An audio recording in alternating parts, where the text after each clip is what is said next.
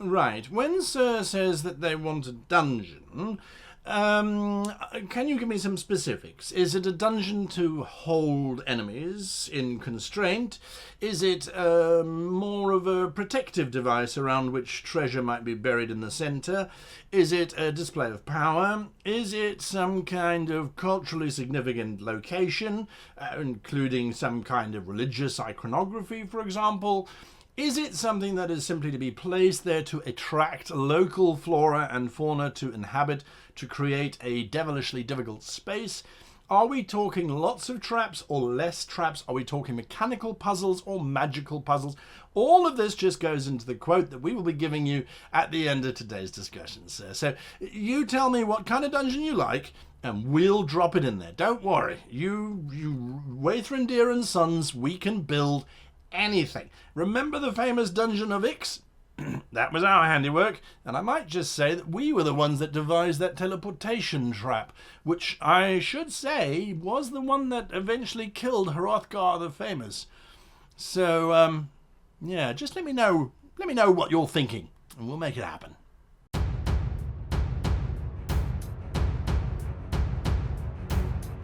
Hello and welcome to this week's Campaign Creator series. My name is Guy. Today we're going to be building a generic dungeon. Now, why do you ask? We've done a villa so far, we've done a map or continent map, we've done a country map. Why do we build some of these maps beforehand? Well, what I like to do when creating a campaign is to have just a variety of things to then kind of keep one's mind busy. Yes, we could go back to templates and we can start filling in all kinds of other things. We can start creating NPCs if we really wanted and that sort of thing. But I like to vary it up. I like to change it up. So I'm in Dungeon Fog. I am using the Ultimate Edition, which gives me access to pretty much everything that I could possibly want. But there's also a free version which allows you to do that. So I'm going to be building a generic dungeon. Now, I have done a few of these on the channel before, but I have never done any on this, on this thinking anyway, as in Dungeon Fog, and I wanted to show you what that looked like, but also to give you some insight into the types of dungeons that we can create. So I hope this doesn't break things. Yes, it does. There we go. Great. I should have expected that. So what we're going to look at is we're going to look at three things when we're designing this dungeon. We're going to have three things in the backs of our minds. We're going to have cultural expression, point number one. We're going to have fun factor, and then we're going to have puzzles. Now, puzzles are oftentimes quite tricky to visualize when you are designing a dungeon. So we're going to talk about all three of those things in the video today. And of course, we will have bullet points so you can skip to the three different sort of chapter points if you like. When we're looking at a dungeon, oftentimes dungeons are underground. It kind of makes sense. So I've created a generic space here. It's 30 by 30 squares, which is pretty big. I'm just going to drop down the opacity of the grid to virtually nothing. I feel that this should be a very traditional kind of dungeon insofar as it's inset into a mountain. So it's part of a mountainous structure. And that means that I'm going to change my background straight away. Oops. I'm going to change my background straight away to something more mountainy. So let's go down to stone. I also preload everything. I don't choose as I go along. I preload everything. Let's try that. It kind of looks like it's not bad. It's not bad. Let's see, loading up image, too generic. I want something that's expressive of a dungeon space. No, no, no. This sometimes can take a while. I like that, but I'm going to adjust it. I'm going to make it darker. Again, the power of Dungeon Fog is that I just change these sliders. You can't see them. Let me get out of the way here so you can see them. So there are these sliders down here, which I can change. And that sort of changes quite radically the stone work itself. So I'm going to make it a little bit bluer there. I think that kind of works quite well. Okay, so that's our basic operation. And again, I can go back to this and now I can drop it down even further. Great, I'm going to come down here. Now, we're going to look at cultural expression first. So, we've been working within the Ethos space, within that sort of Greco-Roman type of thing. And I think that that is a very, very good space to be in. But I don't think that this dungeon should be that. I think this dungeon should be something that is from Jakar's territory. So I'm assuming that the players at some point will go into an ancient crypt or an ancient dungeon somewhere that is on her continent as they're trying to explore and unpack her powers. Where did the slaad infestation come from? That kind of thing. So this is going to be for that area. So we've got lots of spiky, vicious, dangerous kinds of things. At least that's my thinking. So we're going to go in here, we're going to create a surface here, so the floor will be stone once again. And here we can basically choose what we like. I'm going to choose that surface and the walls. Again, it should just look like natural stone, so I'm going to go with that, but I am going to darken it down.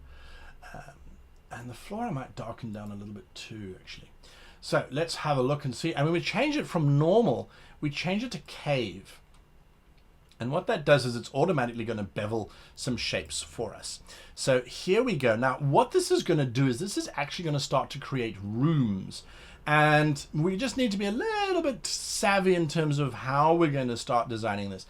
Again, I have always maintained when I have designed dungeons that there should be multiple exits. This allows for you as the dungeon master to get the game over if the players are bored of the dungeon, or it allows the players to find ways to get out so they can go and get safety and then get back in again. So what we're going to do is we're going to design some chambers that will effectively start to emulate this idea. So I'm going to hold down Shift, and what that does is Shift allows me to then click anywhere. I'm not then linked to the grid as it is.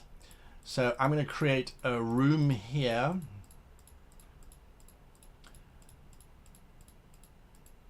Okay, and I'm just going to square it off because the doors and things will require that. And we're going to come in here and just finish off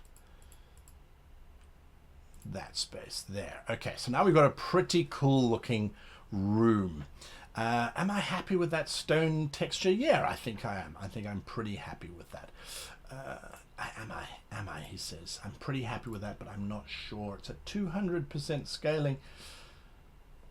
Is there a better one? Is there a better one? And the more, obviously, the more you work, the more you realize that it's so important. No, it doesn't blow my hair back. No. I'm actually going to go with this one, I think. I'm going to go with this one. I'm going to darken it down. I don't like the purple color. So I'm going to try and shift it away from purple. There we go. That's a bit better. Okay, brilliant. Now I'm going to match that here. Just to darken it down. And then what was the texture? I've forgotten the texture. Idiot. The texture is natural stone. Okay. Natural stone. Great. All right, so now I'm going to carry on working through this. What I had in my mind is that there's a cave entrance here. And that will lead into the dungeon proper around this kind of way. The dungeon proper itself is going to start out here. I want it to feel as if there is definitely a dungeon that is in play, and that this cave system is something that the players can use as a means of getting into the dungeon, whilst at the same time not necessarily going in through the front door. I'm just going to square that off. So I'm just making a little passageway here. You know, oftentimes we forget that a 5-foot wide passage prevents you from using large weapons. So anything that's got a reach of 10 foot, you suddenly can't wield in a 5-foot passageway unless it's got a piercing option, and then you're kind of using it as a spear. But that is something to bear in mind if you are struggling, I suppose, with players who are using sort of different weaponry, or weaponry that is just not working. I mismatched the colors here. This is not the right color. It doesn't look like it's the right stone either. I thought I had got the stone correct. Natural stone. That's not natural stone. I must have missed it. Natural stone. A different type of natural stone. No, not that one. That's the one. There we go. Okay, and these values are minus 118, minus 39.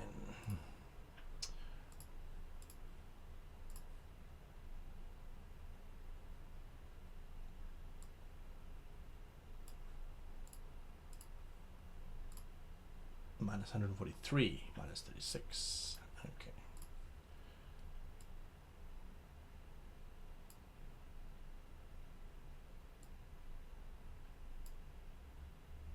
That doesn't look right to me. Anyway, I'll come back and fix that later. For now, this is the idea. So we've got them with a little bit of a cave entrance. I'm not going to go too far into it because I want to use the rest of the space. So culturally, we want to show Jakar's design ethos, if you will. And I think that means that we need ostentatious, over-the-top kind of stuff, very dominant kind of architecture, where the power of these people is very obvious. So I'm going to create, and there's nothing that says that more, I don't think, than when you create a large entrance chamber. Okay, I'm going to do that. So there is this large entrance chamber that you walk into, and oops, I've still got it set to cave, so I need to set it back to normal. Come here and set it back to normal. So then the walls are nice and smooth, so it looks like it's constructed space. I will later on fill in these little gaps here to make the cliff face work on the other side. You'll see how I'm going to do that later on. Right, so we want to have a puzzle right in the get-go. We want the characters to arrive and suddenly go, oh, we're not sure where we should head to. We don't know what's going on. So what we're going to do in here is we're going to try and think of a puzzle. Now, puzzles come in very different forms and shapes, and we have to be very aware that puzzles need to have multiple solutions.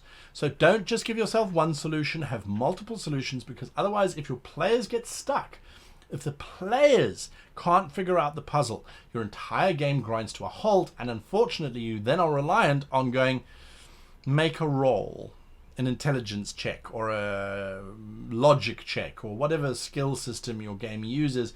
And at that point, then, there was no point in creating the puzzle in the first place. You could simply have described that there was a puzzle, they need to make a check, they pass the check, they solve the puzzle.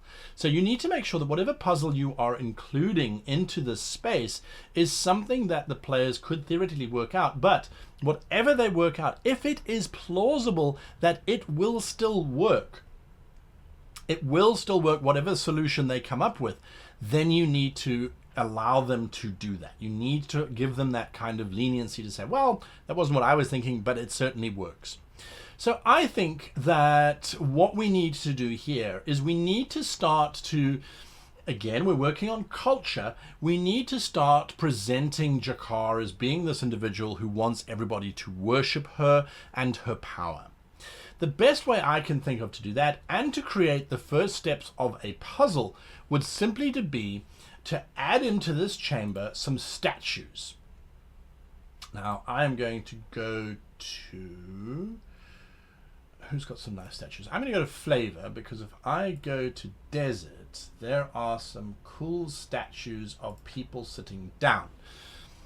What you're going to have to do is each of the four corners of this space have got these giant statues to Jakar. Okay. And I'm not worried about the color, so don't panic. They've each got four statues, okay? And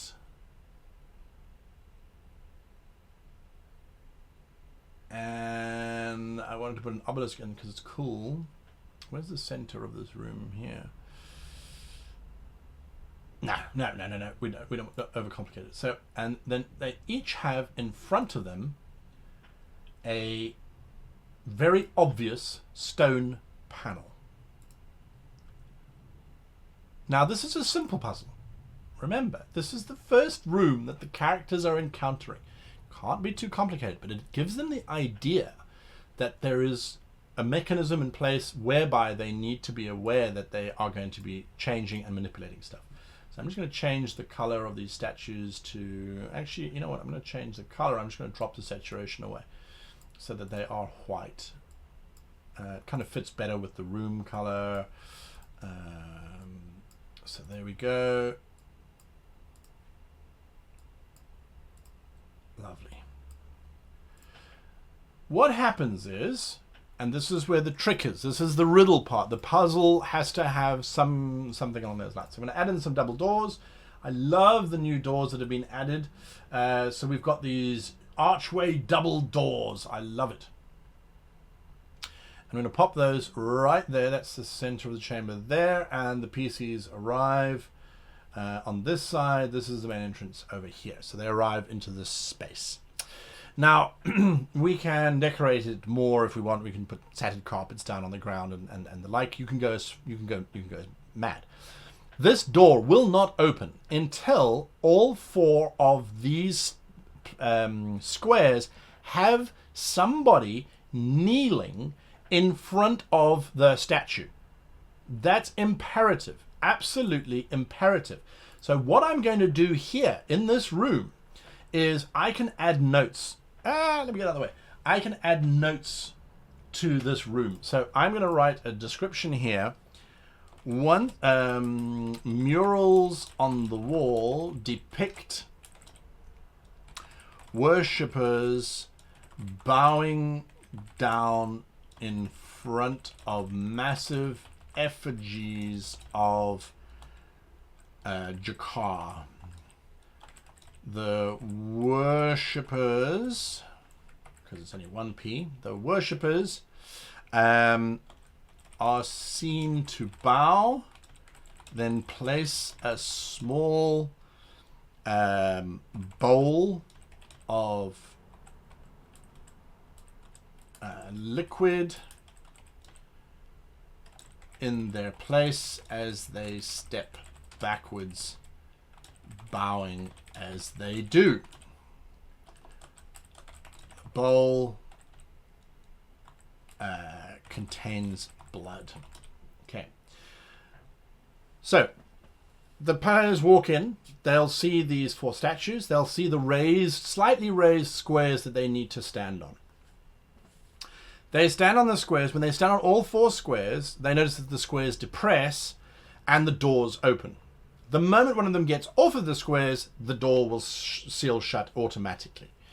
There is a risk that someone misty steps. That's fine. Let them. They can misty step through that door. If they're using Dungeons & Dragons, they can, what is it, 5, 10, 15, 20, 25, 30. They could just make it if they're standing on either side here. Just make it. But then they're going to get stuck on the other side, and that door is going to seal shut. The players need to realize that Jakar is all about evil. She's about self-sacrifice. We could put in here wording written in what language does she speak? Let's say in slaadi. And the slaad is abyssal. Are repeated. Give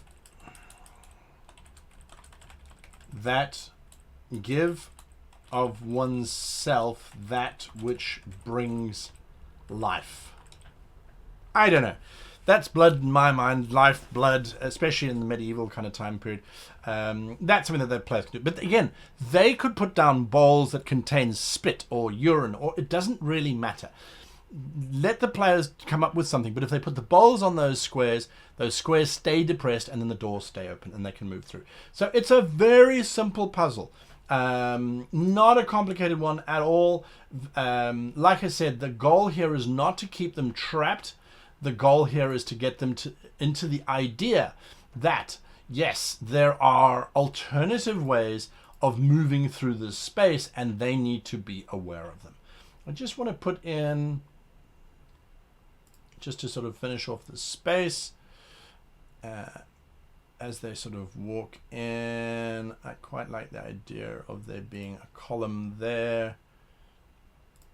and a column there, just to sort of give it a bit more grandeur, if you like, and to actually position them so that they are in the correct alignment. So that's the center of our room. Yeah, there we go. All right, and these columns should be, don't need notes. The columns should be, oops, no, I want saturation. They should also be this sort of gray color. I want everything to sort of feel gray, so that when I put in blood and stuff, it really kind of kicks it out. It's like, whoa, what is going on? So there we are. Right, first room done, plus we've done a puzzle. Now we want to get to the fun part of things, I think. That means that we need to have, this is going to lead, I would say, into an interesting little corridor space.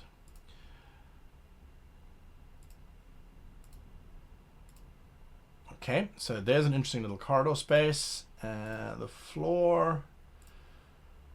I can change the rotation because I don't like it being off center like that. That didn't work. Typical that I choose something that takes it off of the center line. Anyway, doesn't matter. I'll live with it. I'll live with it. Okay, so fun. What is more fun than exploring potential dungeons and different corridors leading off of them? That's what I ask you. Now we've got these cave systems out there which we can link to. We did sort of establish that. So we're gonna have decisions. Making decisions is always fun. Do we go left? Do we go right? Do we go forward? It's not a huge amount of fun, don't get me wrong. I mean, it's not that players sort of live for determining if they go left or right. Some players just go, we automatically go left. That's absolutely fine. There's nothing wrong with that. We've established that puzzles are definitely something that the players are going to have to be aware of. So I'm going to put in here,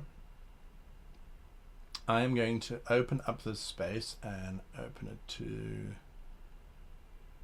actually open it to here, as a matter of fact, and bring it across. I'm going to create that room there. I'm going to create a corridor here.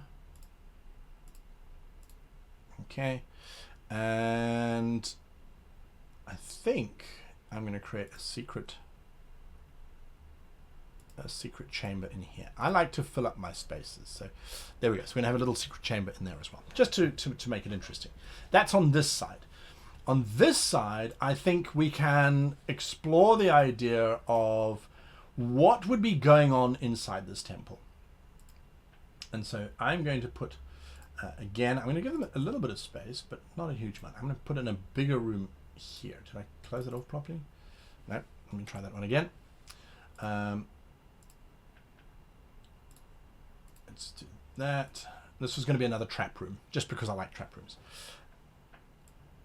Right, so now this is our corridor, very simple, nothing too dramatic, nothing too exciting. This corridor leads to this secret room, so I'm going to go put in a door, which is just going to be a heavy stone door. I'm going to put that in there, but I'm going to use the power of Dungeon Fog to be able to scroll down and say that you might not be able to see it, you might be able to see it, but it's trapped, it's concealed. Why can't you see that? What's been cut off? Let me just open this up a little bit. Hopefully it doesn't break it. There we go. So you see there's a concealed tab. So I slide that over and that doorway is now concealed. So you see it's now highlighted in red. If I were to give this map to my players, they would not see this red door. I, however, would. So into here is great. We can throw in some rewards for them. So I'm going to go to fantasy and I'm going to throw in a pile of gold. It might not necessarily be a huge pile of gold, but it is a pile of gold nonetheless. And then there's an urn, which I quite like adding sometimes. Oh, we can add in a sword. I mean, it's a treasure room, right? So we're going to add in the sword. It's not a 10-foot long sword. So just to show that there's different sort of stuff in there. So there's some cool stuff in there. All right, so that is that little secret chamber there. That's quite fun. Into here, we're going to add in a door, heavy stone doorway. It would be really painful if you walked all the way to the end of the corridor. So what I'm going to do, now this is the other thing, is oftentimes players don't look at maps. they don't sort of look at them and go, well, why would they do that? That doesn't make sense. I want them to find that secret door. I don't want them to not find that secret door. That's the important thing. So I'm gonna put this door here. So in other words, when they walk in, there's this long corridor that terminates blindly. Why would you do that? There's no logical sense. There's no reason why that would necessarily be there. So this is me saying to my players, have a look at the end of the corridor. There is something there.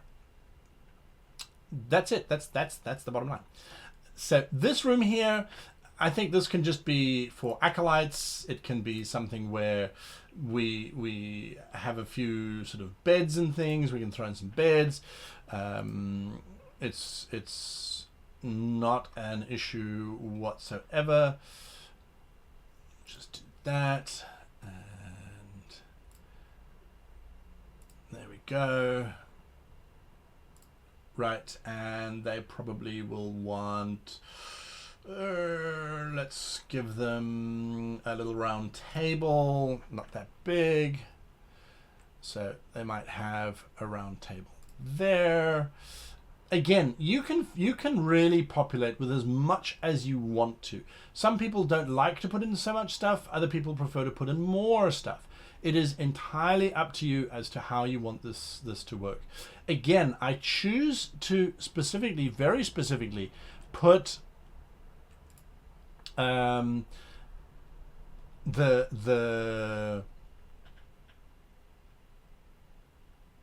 bedroom, sorry, brain gone dead, to put this barracks here, again, to emphasize why this long corridor with nothing at the end of it.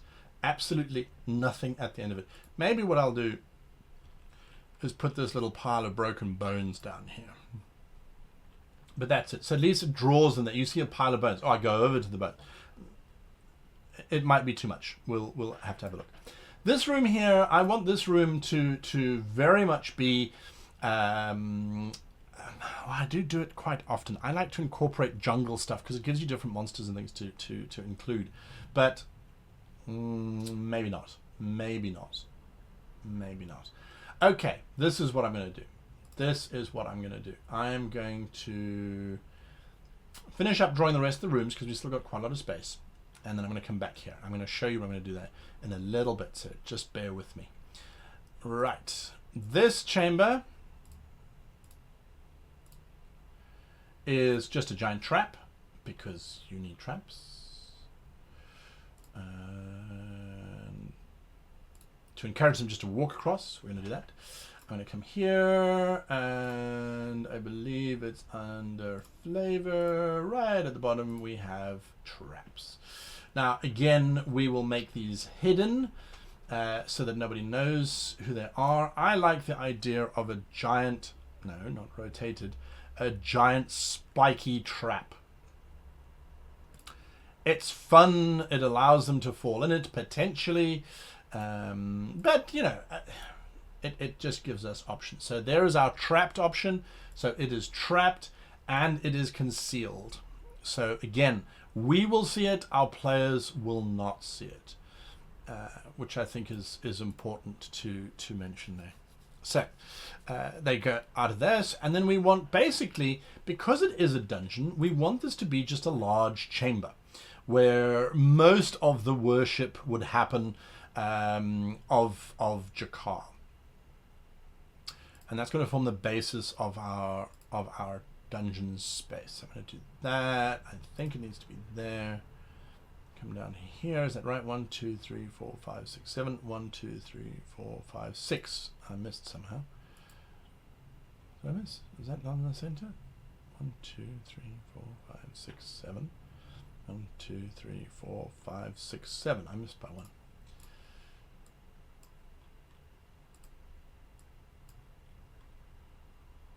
Now that doesn't look right. That one looked right. 1, 2, 3, 4, 5, 6, 7. 1, 2. No, that's right. Okay. Well, there you go. C'est la vie. Right. So this is our large chamber. This is where we could have some kind of major battle sequence if we wanted. I wouldn't necessarily put any further traps in here, Puzzles, yes. We like puzzles. We've established that this is basically a puzzle-like dungeon. So we could go with these columns need to be rotated into a certain, in a certain way, a certain position. For example, if we wanted rotating columns, we could do that. You know, there are many ways and means that we can work this to basically creating a more interesting puzzle-like environment. I'm not necessarily going to go through that. I do like the idea. This is a little bit big, so I'm going to shrink this down a bit.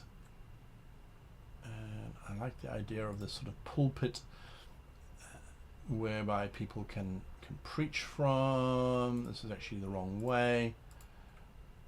No, size was right. I wanted it to go this way. Is that right? No, he would come up from the back. Right. Come up from the back and preach to the masses who are going to be sitting here. Victorian has got stone benches. Somewhere, there we go. The stone benches I think will fit better. I'm going to make them a little bit longer than what they are, and then we're going to start dropping them in. Now, what we haven't necessarily looked at yet is the fun factor. And I think it's important that we do because, well, that's ultimately what it's for, is for everyone to have fun. Now, what can we do? What can we incorporate into a dungeon to have that happen? Well, quite simply, it's a case of saying, well, what would be fun in this space? What would be fun in this space for the players to get involved in? And I think what would be fun is if they fall into the trap, and the trap has some sort of underground networky thing. So I'm going to build that in a little bit later on. Let me just finish now with these benches. Why did I close that? Silly man.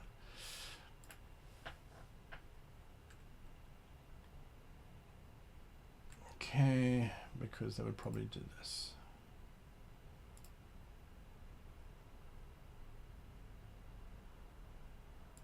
Depending on how many worshippers they have, of course, but that's my sort of feeling, is that they would have enough in there for everybody to fit.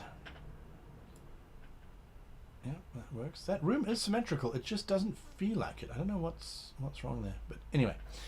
Right, so we got that, and then we're going to have the statue of her again. So I need to go to deserts.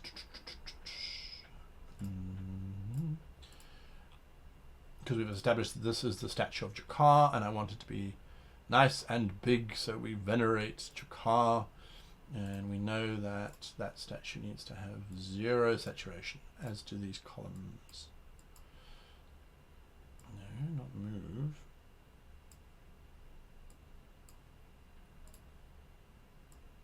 Okay. Right, and then I want next to the statue, so we go again to Victoria. It pays, it really does pay. I cannot emphasize this enough. It really does pay for you to explore all of the different subcategories within Dungeon Fog to sort of find, go, oh, I like that shape, or I like this thing.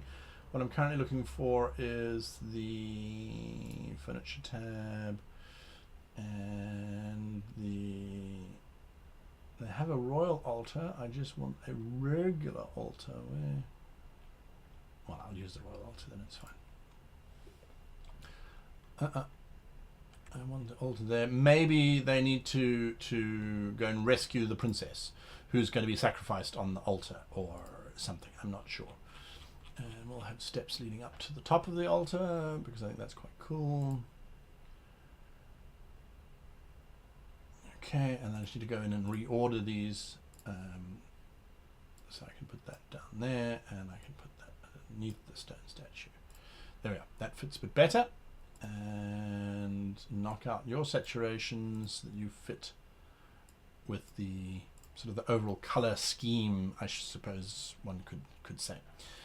Right, I don't know if this is doing anything for me, this pulpit. I like it, but I'm not sure. We'll leave it for now. Okay, so there is our sort of central space where we can put in all kinds of things. We're going to now populate it with some doors leading out of there.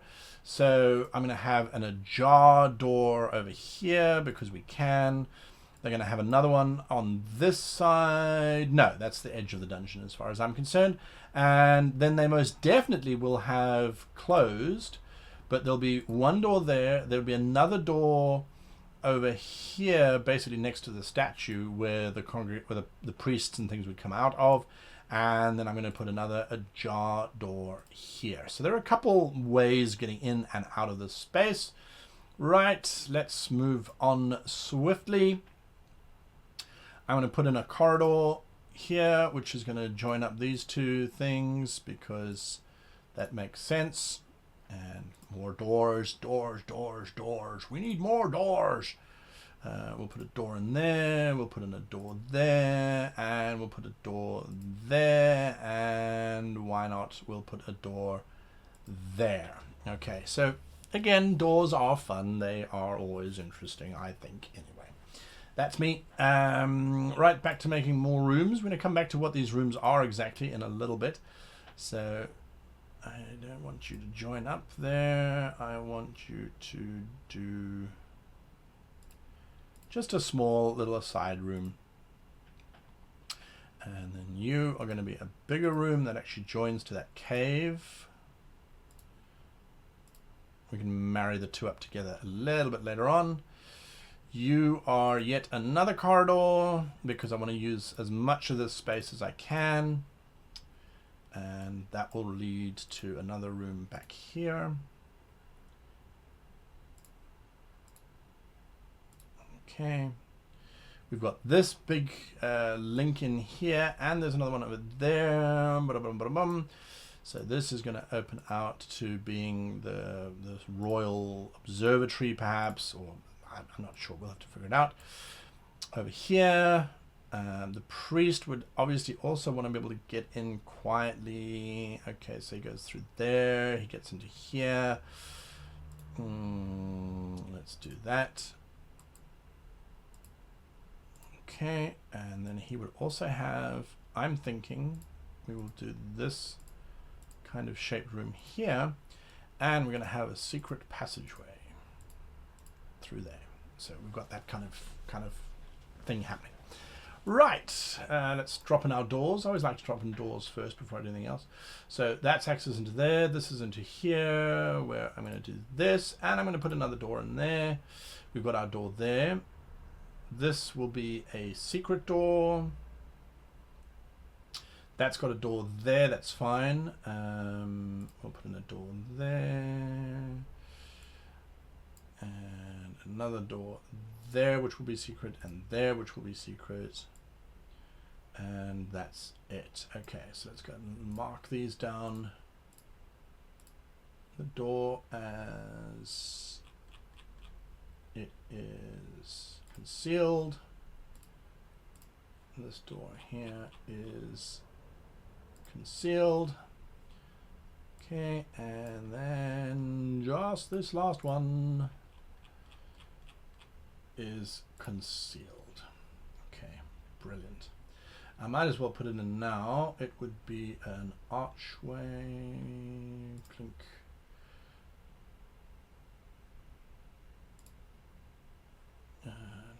Archway. There we go. So there's an archway between these two caves. Right.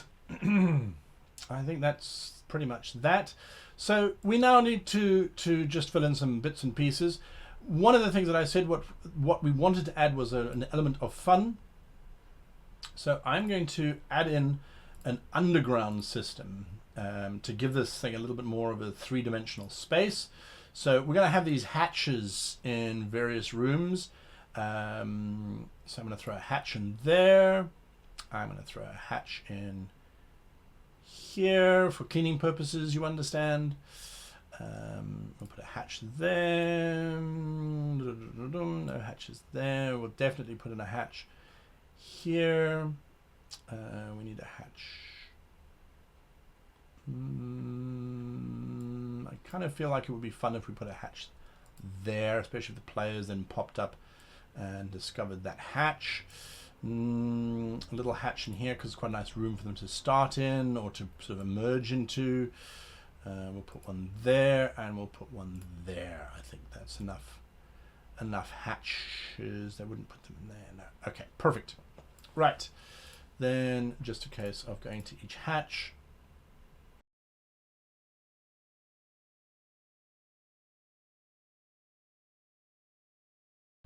That all the hatches done?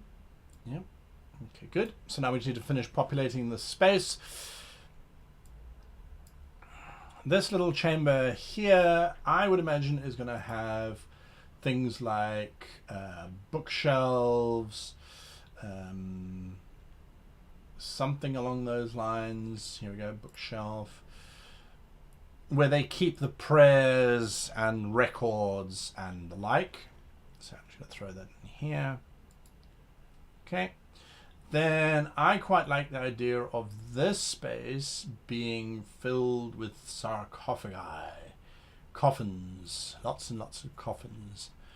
Always makes for an interesting room to have to wander through, and the temptation, of course, is always going to be there in terms of, oh, can I just open it? Can I just open it? Please, can I open it?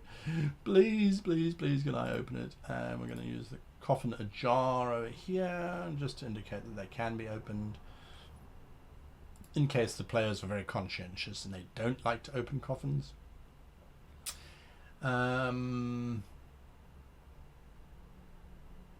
Okay, and then again, just to make them fit, let's just get -100.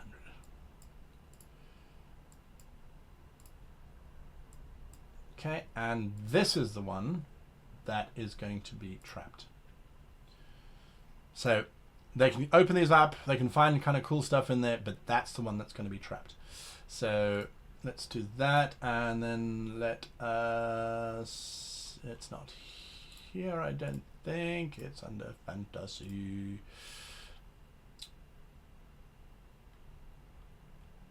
Was it under fantasy? I thought it was. Okay, well, I was hoping to put a skeleton in there, but here we go. Broken bones. Just to indicate that there is death. Death does occur here. Be aware. All right. So then we go into this room here. I think, you know, you've got the crypt sort of there so people can go and pay their respects. You've got this long corridor leading down to this fairly important room. Again, we have this blind corridor, so I kind of feel like the players should be rewarded if they've been paying attention to this kind of stuff. It's just me. Dungeon door. Actually, you know what? We can put iron bars here, and this can be a bit of a prison cell. So it's not a secret door. It's making use of that space. Right, so let's put a dead body in there. We've got so many to choose from. There we go. Dead body. Blech. Okay. And let's put some manacles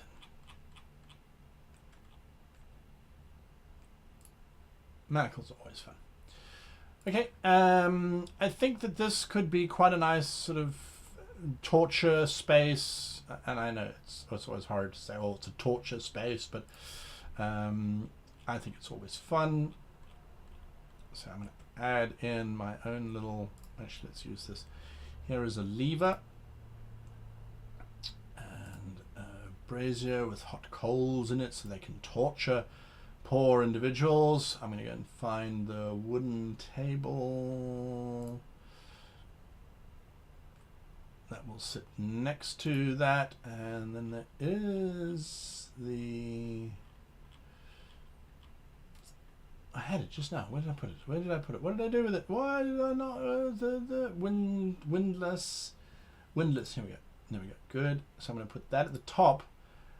and at the bottom, so that it kind of feels like a rack to stretch people on. And then we're going to put a little small coggy thing there to make it really, really hurt. You know, you rotate that and that's what you get. This nasty thing. So then Victorian blood I found was the nicer one. I know that sounds funny, but it just looked nicer in my opinion. Here we are, puddle of blood. So we'll splotch that down there. What else can we put in this room? Oh, guillotine. Guillotines are fun. Especially if it's an animated guillotine. I think that could be terrifying. The guillotine suddenly comes alive. Do we want the body? Do we want a body on the table? Do we? Let's have a look and see. We can always delete it later.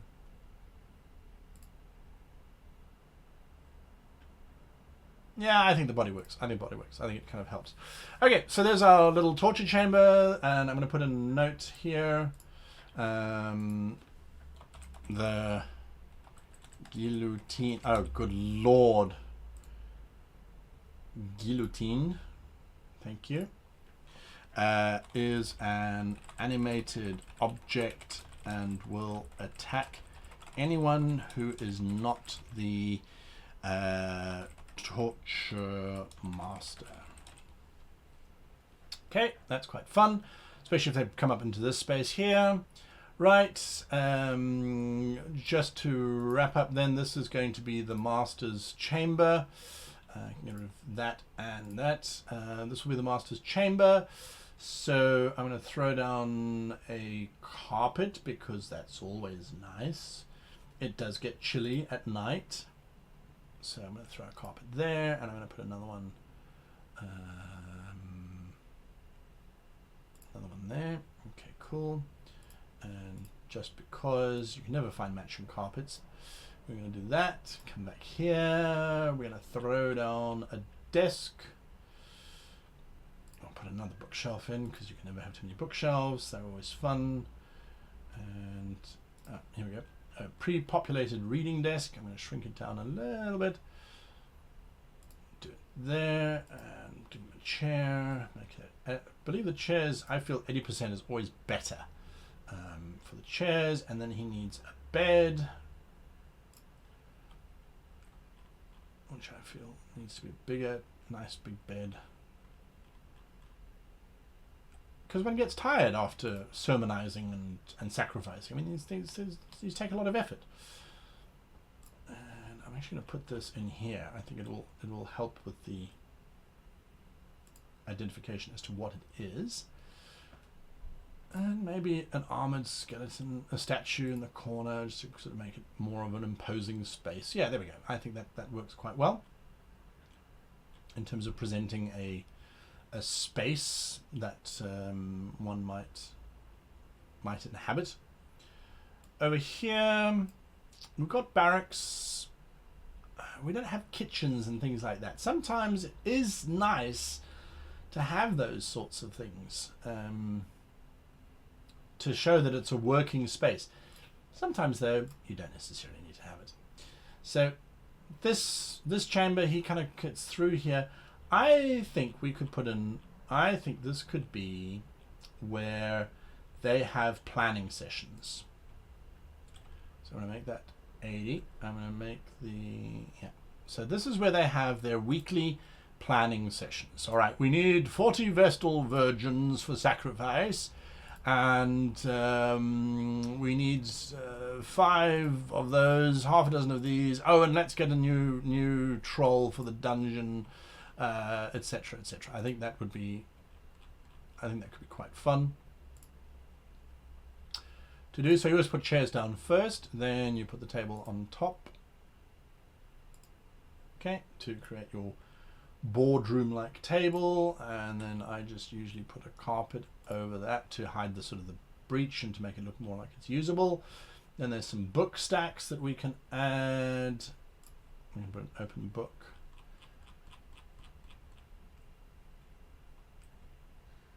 Okay, sort of there, and maybe there we go, pile of books just there, and just a regular book. You know, they're going to keep minutes of the meetings and that sort of thing. Okay, I'm not unhappy with that. Maybe we can put just for decoration, and also for the PCs to hide behind. That's another thing that I like to do, is to give them the option that, well, they didn't stack the crates all the way to the back of the wall for reasons. Okay, so they can hide in there. There's our boardroom. There's that. I think we are done. We've got to sort out this cave. Oh, and this room here. And that little room too. Okay, so this little room here. This little room, I think, could possibly be used for private sessions. So I'm not going to go there. I'm going to go to flavor.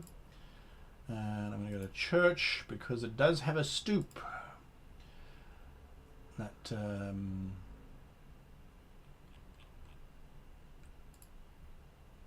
allows us to add that. And oh, I do like scribbled notes. Scribbled notes are always fun to add to somewhere. It's a great little ad. Let's put some scribbled notes there. Okay. Not that you can really see what that is, but it's fine. We don't need any more columns in there.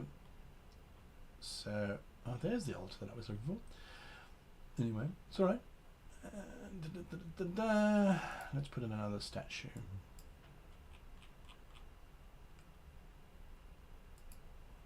Sort of watching over this whole thing, and zoop.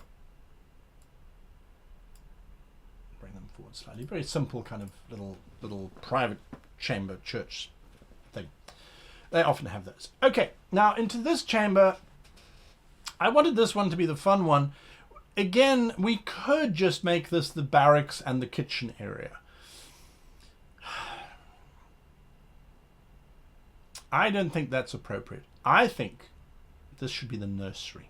Because remember, one of the three things that we were looking at was cultural representation. What does Slaad do? Slaad lay eggs.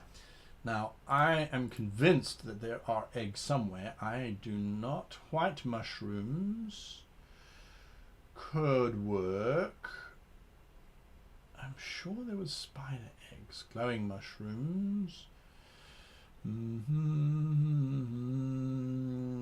Jungle? Did jungle have eggs? I didn't think so.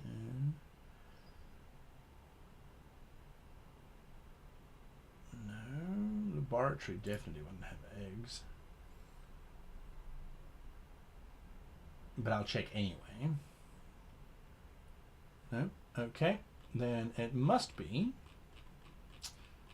under fantasy. I'm sure I've seen eggs.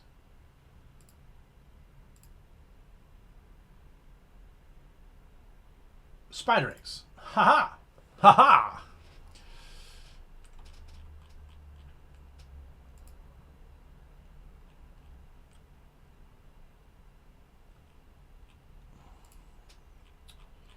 It is a chamber filled with eggs.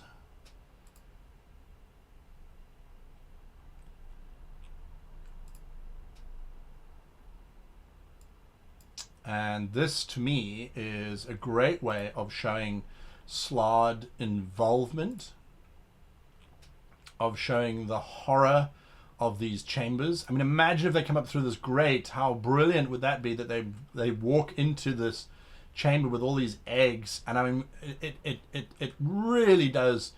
You kind of want to go, okay, and the eggs start to move as they sense your warmth, or open. I mean, the alien egg sequence is always brilliant. So yeah, I would be very tempted to do something like that. Let's put a big one here at the back. Juicy, lovely, and totally icky. So I'm happy I'm happy for that. I'm going to put some spider webs in here just to sort of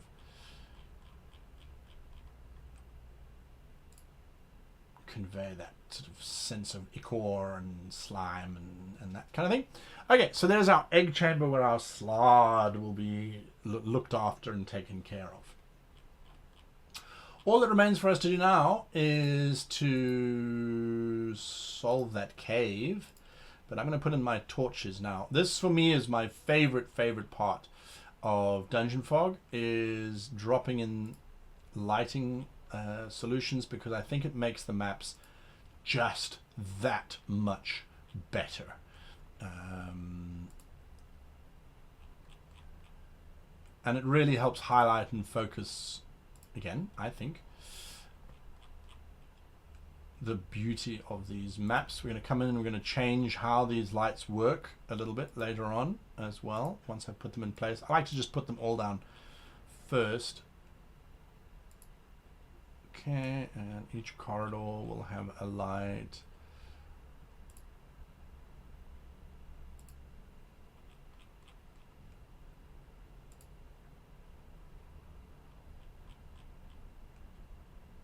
Again, the more savvy players should pick up on the fact that there is nothing down here. I could put another torch down here. I get a feeling that that might be overkill. Anyway, I'm going to leave it for now. We've got light in there. Okay, great. One little torch in here. A torch there. Oh, that's why it's doing that. A torch here, a torch there. As anyone who's not watched these videos of mine before, I always drop in torches next to doors. I feel that that's where they would be. It makes the most sense in my mind.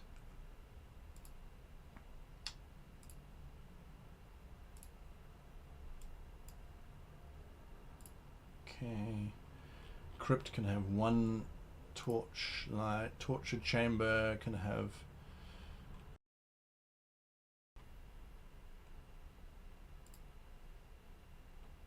okay. Now I'm going to go in and I'm going to adjust all of these lights, and I think it's always useful to come in and adjust lights. So grab the lights. You'll see that this option directly behind me, there it is there, the little lighting option. I click on that and it opens up this whole panel here. We're only going to be changing these two little values down here, the range of the light and possibly the light level itself.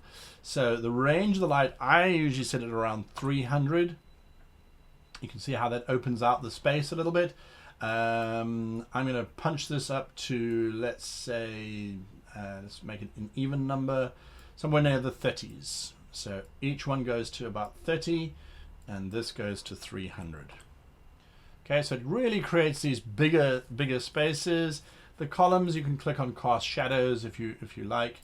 Again, it depends on how many lights you have and what their color range is set to and that sort of thing. But yes, this is not 400, 300. 300 we discovered was about accurate.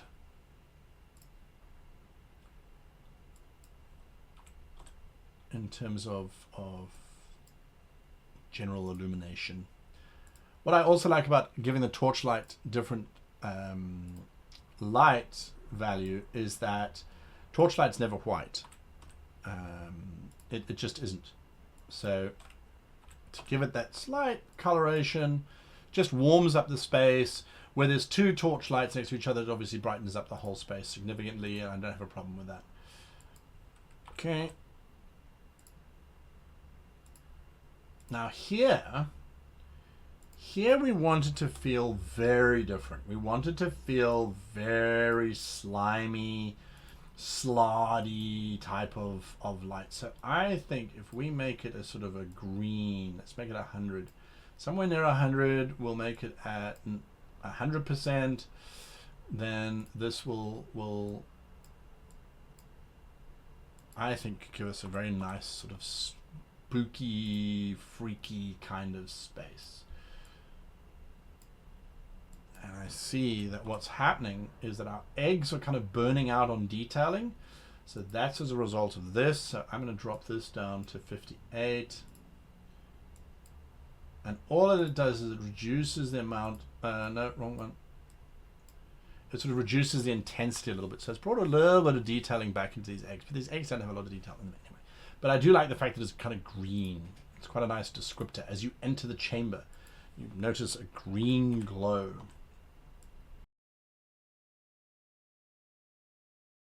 So we may then have a look at it. It's looking quite spectacular, I think. And especially if we come down here and we change the ambient stage lighting. So we knock that out quite a bit. And then the room lighting we can drop down as well to make it feel a lot more atmospheric, a lot more gloomy, a lot darker, a lot more mysterious, which I really do like. We've got these two little cave systems to fill in here in terms of adding in monsters or some kind of guardian. And then the next step, of course, will be for me to drop in the sewer system underneath. That is not going to be a hugely complicated process. It's going to be fairly straightforward. There's going to be a single sort of cistern underneath, and then sort of little network corridors going off from either side so that the players can kind of break in. But this is a generic enough dungeon that one might find within Jakar's territory, that if my players wanted to go into this sort of space, they could have a lot of fun whilst running around doing that. So that's what we need to look for. Cultural expression. So here we've got slard ponds, you know, where we're growing these slard with these eggs and things. We've got torture chambers. We've got crypts. So that's the sort of cultural expression of Jakar, plus that statue just repeated everywhere. We look for the fun factor. Here we've got at least 2 puzzles where the players need to get involved. There's secret doors that we've made sure are, some are visible, some are not visible, some lead to somewhere cool, some don't lead somewhere cool. And then a puzzle, like I said, we've got the puzzle. So I think that this gives the players a good opportunity to really engage with the space and to get a sense of just who this Jakar individual is. Now, if you compare this map with the villa that we made, the villa was rich browns, those sort of golden hues, that very almost sandstone color. Here it's a very different kind of color, and that's a very conscious decision on my behalf. There's a reason why I spent 10 minutes sort of draining the saturation out of everything to try and make it feel the sort of purples, dark and gloomy. It is very, very much a decision that needs to be taken if you are going to be part of this sort of, if you're designing your own spaces and things. Anyway, I hope that you've enjoyed this particular video on designing a fairly generic dungeon and making it work for you, looking at those 3 factors that you should have in your dungeon and how you can apply them, how you can have fun with them. And until next week, where we look at session 0 and what should you be doing in your session 0, I wish you and yours the very happiest of campaign creation. So what I really like about this little chamber here is that we can really fill it up with pretty much anything we want. And they've got this lovely cave pack that we can use. Now, I subscribe to the idea of sort of playing around with different shapes and things, different additives and things. If I can find a bell, I would put the bell in so that I can get alerted when the monsters enter the chamber or they don't enter the chamber. Those kinds of things. And I think that's important that we all kind of do that, because it makes the maps more interesting, ultimately, I think, anyway.